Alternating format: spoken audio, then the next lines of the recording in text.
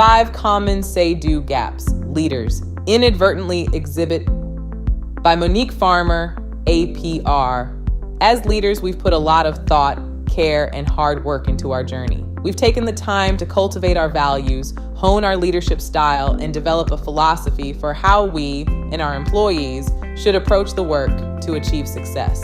But for many of us, a say-do gap often exists between what we expect of the people we lead and what we as leaders are doing in the day-to-day. We're leading with inspiring words, but failing to act as that strong, trusted example. Here are some common examples of the say-do gap, as well as some ideas for how you can close that gap and start living out your leadership style. Example 1. We encourage work-life balance, but we work around the clock.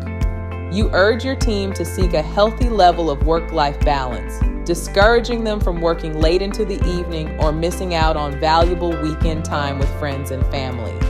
They may hear your wise words, but when they see your email come through at midnight, or when you text them a non-urgent question over the weekend, it can become harder for employees to absorb your message.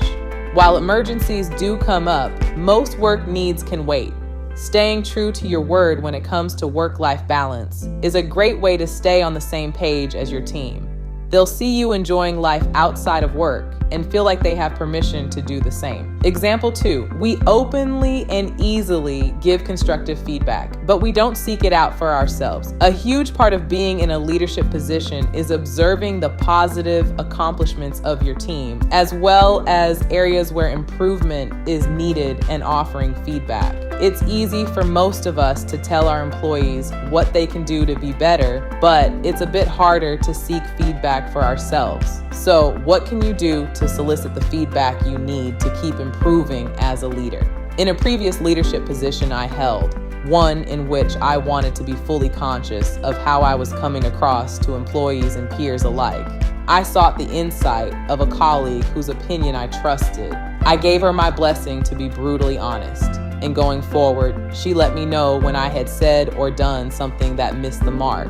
Her honest feedback allowed me to be a more self-aware leader while making vital changes that helped both me and my organization succeed. Example 3. We promote the value of personal and professional growth, but we miss opportunities to grow in our own role. Along those same lines, a say-do gap often exists when it comes to self-improvement. We encourage our team to continuously improve, both personally and professionally, and we facilitate that process with workshops, classes, and books.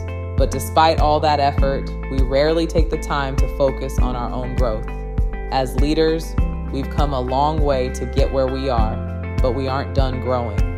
There is always more to learn about ourselves, our industry, and the tools and tactics available to support us in our role. When you're seeking out resources for your team, look for options for yourself too. Maybe it's an online leadership workshop, or maybe it's a retreat with fellow leaders where you can discuss challenges and exchange new ideas. Example 4, we identify problems in our organization and set goals for our team, but we don't lead the way in making changes. In the book, Patton on Leadership: Strategic Lessons for Corporate Warfare, author Alan Axelrod describes General George S. Patton as never being too good or too proud to march alongside his soldiers or roll up his sleeves to help them get a job done. As leaders, we tend to excel at identifying problems within our organization and setting goals for our team. But the say-do gap comes in when we fail to actively lead the way to reach a particular goal. When you show your team that you understand a problem and know how to work together to solve it, you build lasting trust that benefits everyone within your organization. Example 5. We say, "My door is always open," but we're unavailable when we're truly needed. This is a common one.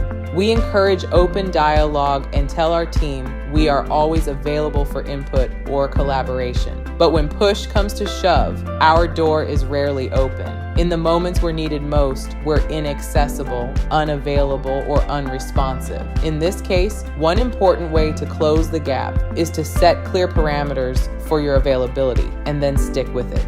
If you say you are available at a particular time, or on set days, then make sure you stay true to your word. If you're going to be busy with meetings or a hot deadline, then let your team know you'll be out of pocket for a while. The smaller your say-do gap is, the more trust your team will have in your leadership abilities, the more confidence they'll have in the future of your organization, and the more motivation they'll have to succeed. Take some time to reflect on the gaps in your leadership style and start making small changes to show your team you can walk the talk.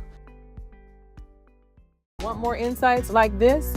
You can subscribe to the Avant Edge at avantsolutions.org. Scroll all the way down to the bottom, and we'll be happy to send you our newsletter regularly when it's disseminated. Thank you for listening.